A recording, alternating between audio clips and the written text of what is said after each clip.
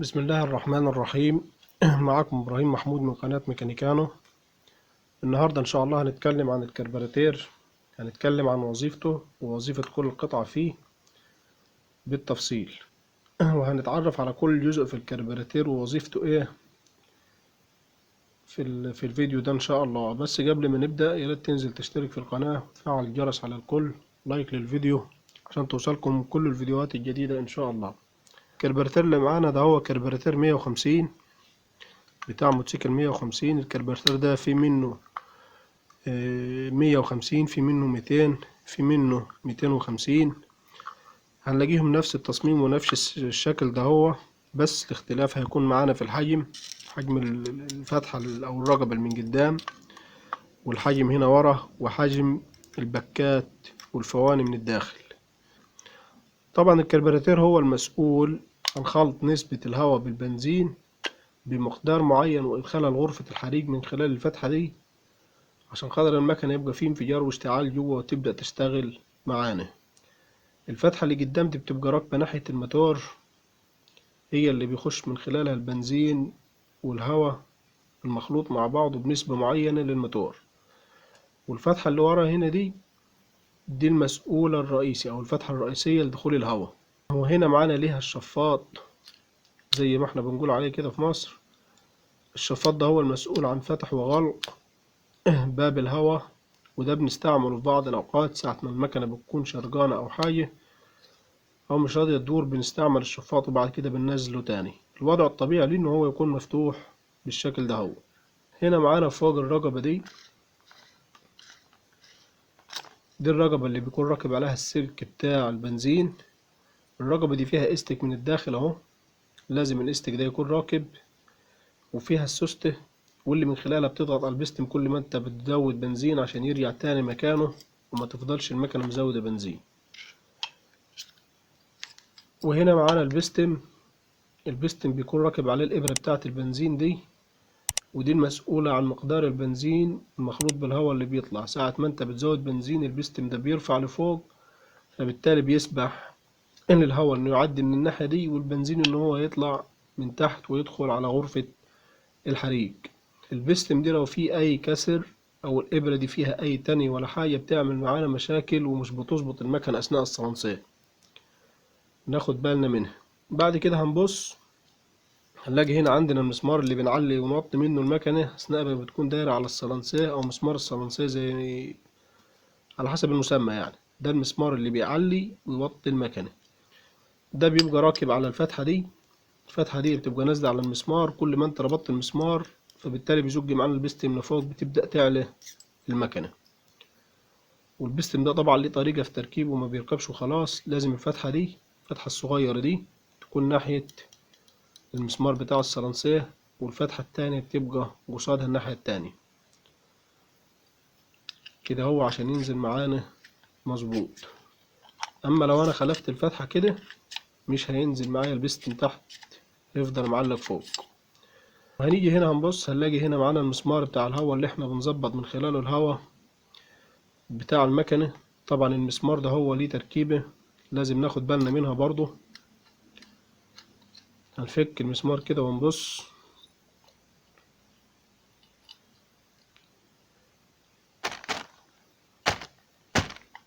هنا هنلاقي المسمار ليه سن مدبب من قدام، وده اللي بيبقى راكب على الفتحة دي اهي. في فتحة هنا هنلاقيها صغيرة اهي، الفتحة دي بالظبط هي اللي بيعدي منها السن بتاع المسمار ده، واللي من خلالها بنظبط الهواء بتاع المكنة أثناء ما بتكون واقفة على الصلانسية. طبعا المسمار ده بتبقى راكبة دي السوستة دي، عشان المسمار ده ما بيتربطش على الآخر، ليه ظبطة معينة، فبتبقى راكبة السوستة دي عشان المسمار ده ما يفكش وحده ويقع. فوق السوستة بتبقى موجودة وردة صغيرة بالشكل ده اهي، وجلدة صغيرة أو ألسية جلد، لازم دول يكونوا موجودين عشان تعرف تظبط الهواء بتاع المكنة كويس ويظبط معاك كويس. تمام. تركيبتهم بتركب السوستة الأول، وبعد كده الوردة الصغيرة دي، وبعد كده الاستك، وتروح رابطهم مكانهم وتبدأ تظبط الهواء. هنيجي نفك. طبعا انا فك الكوبايه دي ومجهزها عشان وقت الفيديو. هنفك الكوبايه دي هنا. دي الكوبايه اللي بيبقى فيها البنزين من الداخل. طبعا ليها مقدار معين يكون فيه البنزين. ساعة ما بيزيد البنزين او العوامة ما بترضاش تقفل عن البنزين، بيعدي البنزين من الماسورة دي، وبالتالي بيخرج معانا من خرطوم الفايز اللي بيبقى تحت. الماسورة دي مفتوحة على طول مش مقفولة، ملهاش علاقة بالمسمار ده. هو المسمار ده بيتفتح ويتقفل من تحت هنا، ليه فتحة هنا اهو، هو اللي بيفتح الفتحة دي. ساعة ما بتفتح المسمار بتسمح للبنزين بالمرور من تحت. أما ساعة ما البنزين بينزل من فوق بينزل من الماسورة دي مباشرة، ملهاش حاجة بتقفلها، مفتوحة على طول. برضه هنا في استك عشان خاطر البنزين ما يطلعش من بره. هنا معانا العوامة بتاعة البنزين، ودي اللي مسؤولة عن فتح وقفل البنزين للكربراتير. يعني ساعة ما بتبقى نازلة كده لتحت بتكون الكوباية دي فاضية، فبالتالي بينزل معانا البنزين من فوق. وساعة ما بتقفل كده بتكون الكوباية دي مليانة، وبالتالي بتقفل البنزين اللي نازل من الفلتر. العوامة دي في بعض الأوقات بتعلق وبتعمل معانا، وبتكون هي السبب في خرج البنزين من الماسورة دي، لأنها معلقة ومفتوحة على طول كده مش راضية تقفل، مش راضية تقفل البنزين اللي فوق. تكون الكوباية مليانة فالبنزين بيضطر ينزل من الماسورة دي في خرطوم الفايز. العوامة دي برضو ليها تركيبة. ده بنز اهو، ده البنز اللي ماسك العوامة، تمام. وهنا عندنا جلدة أو بستم. ده البستم اللي بيفتح ويقفل البنزين. ساعة ما بتكون العوامة تحت بيبقى البستم ده طالع لبره، فبيسمح للبنزين يعدي من الفتحة دي من خلال التعريات اللي فيه دي هي. والجلدة دي من قدام بتقفل الفتحة بتاعة البنزين من جوه أول ما بتضغط عليها العوامة. هنا برضو في القطعة دي في سوست أو بنز اهو، بينزل ويطلع، ناخد بالنا منه. البستم ده لو واقف، لو البنز ده واقف مرضيش ينزل ويطلع، معنى كده ان في وسخ، فبالتالي العوامة مش هتقدر تقفل، لان البنز ده اول ما بينزل لتحت بيدوس على الجلدة دي بيخليها تكبر شوية بحيث ان هي تقفل معانا الفتحة بتاعة البنزين. عندنا هنا ده الباك بتاع البنزين، وده اللي من خلاله بيعدي البنزين لفوق وبيتخلط مع الهواء وبيخش لغرفة الحريق. وهنا عندنا ده قطعتين، دي عبارة عن فونية، وده الجلب أو البلف اللي راكبة عليه الفونية. الفونية دي طبعا في منها مقاسات، في منها 92 وفي منها 95 وفي منها 105 على حسب المقاس. الفونية اللي معانا دي هي مقاس 92 اهو، زي ما حضراتكم كده شايفين، تمام اهو. دي 92 بتركب كده بالطريقة دي مع بعضيها وبتبتدي تربطها. الباك ده فيه فتحات من جوه، فتحات رفيعة خالص اهي. لازم تتأكد ان الفتحات دي مفتوحة مش مقفولة وسالكة، عشان خاطر بيطلع من خلالها البنزين لما بترفع الإبرة لفوق، بيطلع من خلال الفتحات دي البنزين وبيتخلط بالهواء. عندنا هنا البك التاني بك الهواء، وده المسؤول عن دخول الهواء للبنزين ودفعه انه يطلع من البك بتاع البنزين ده. هو اثناء ما انت بتسحب بنزين او بتزود بنزين بيرفع البستم، الهواء اللي داخل البك ده بيساعد في ضغط البنزين لبره. وبرضه ده مرتبط بمسمار الهواء اللي احنا اتكلمنا عليه اللي بيكون هنا. هنا الماسورة لو بصينا هنلاقي الماسورة موصلة على مسمار الهواء وموصلة على فتحة تاني قدام.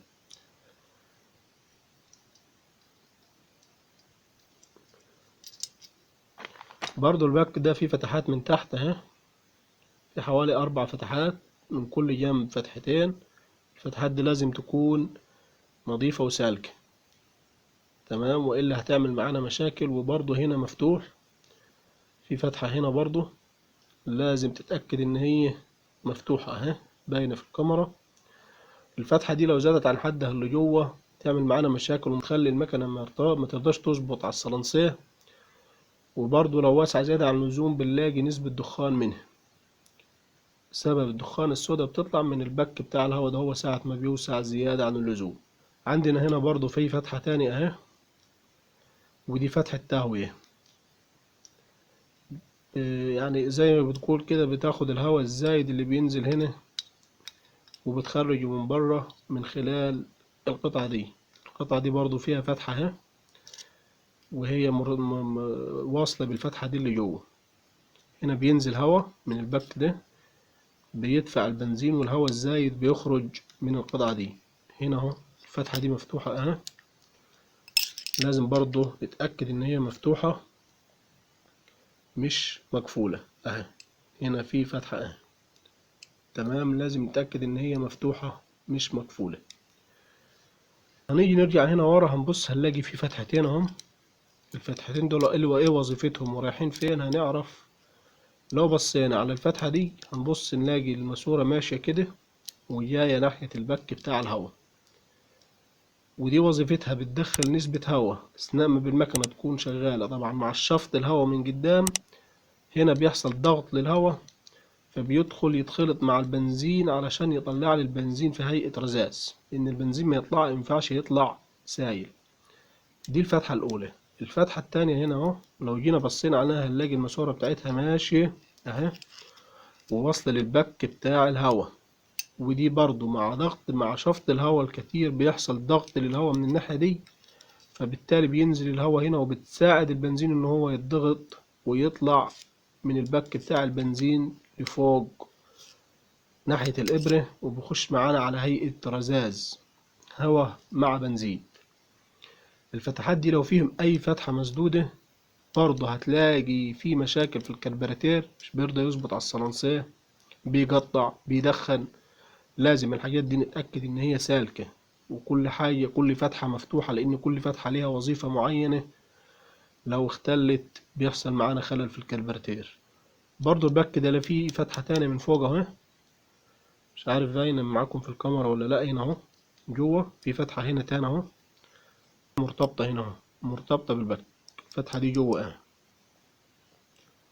هنا اهو بالظبط في فتحة تانية اهي اهي موصلة بالبك بتاع الهواء. لازم برضو تكون مفتوحة مش مسدودة اهي، بانت معاكم في الكاميرا. وبرضو عندنا هنا في قطعة تاني نحاس من جوه بتركب عليها الإبرة اهي. القطعة اللي جوه دي القطعة اللي جوه دي قطعة نحاس اهي. القطعة دي بتتفك وبتتغير أثناء ما انت بتغير طقم الصلاح.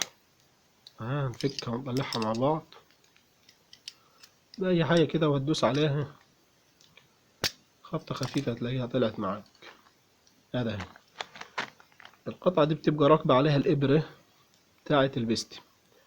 ساعة ما بتوسع الإبرة دي أو القطعة دي زيادة عن اللزوم بتعمل مشكلة معايا في البنزين، ما بتطلعش المقدار المظبوط أو المقدار بيكون زايد عن الحد، فبتعمل معايا مشاكل برضه في الكربراتير والصلنسية.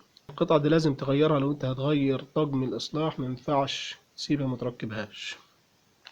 دي كل حاجة عن الكربراتير، وظيفة كل قطعة. قبل ما انت تغير طقم الإصلاح أو تفكر انك انت تغير الكربراتير، فك الكربراتير نظفه، نظف الفواني دي ونظف الفتحات كويس، وتأكد ان كل حاجة شغالة فيه مظبوطة وكل فتحة مفتوحة مفيش حاجة مسدودة قبل ما تفكر انك انت تغير طقم الإصلاح أو تغير الكربراتير بالكامل. لأن أغلب المشاكل بتيجي من الفتحات دي، بتكون في فتحة مسدودة في تراب، البكات دي الفتحات بتاعتها مسدودة. فيا ريت قبل ما نفكر نغير الكربراتير نبص على الحاجات دي وننضفها كويس، وبعد كده نشوف لو ما ظبطش معانا الكربراتير نبدأ نغير له طقم الإصلاح، وساعتها بيكون الفواني دي وسعت. إن شاء الله في الفيديو القادم هنتكلم عن مشاكل وأعطال تواجهنا أو بتحصل في الكربراتير. هنلم مع بعض أكبر قدر ممكن من الأعطال اللي بتحصل بسبب الكربراتير، وهنشوف طرق علاجها مع بعض. بكده نكون وصلنا لنهاية الفيديو النهاردة معاكم. يا رب يكون عجبكم واستفدتوا منه. والسلام عليكم ورحمة الله وبركاته.